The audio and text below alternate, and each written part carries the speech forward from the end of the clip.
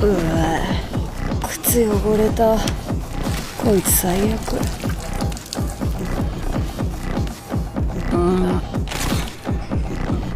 天使の悪魔、こいつは特殊な悪魔で人に敵意はないが近づくな。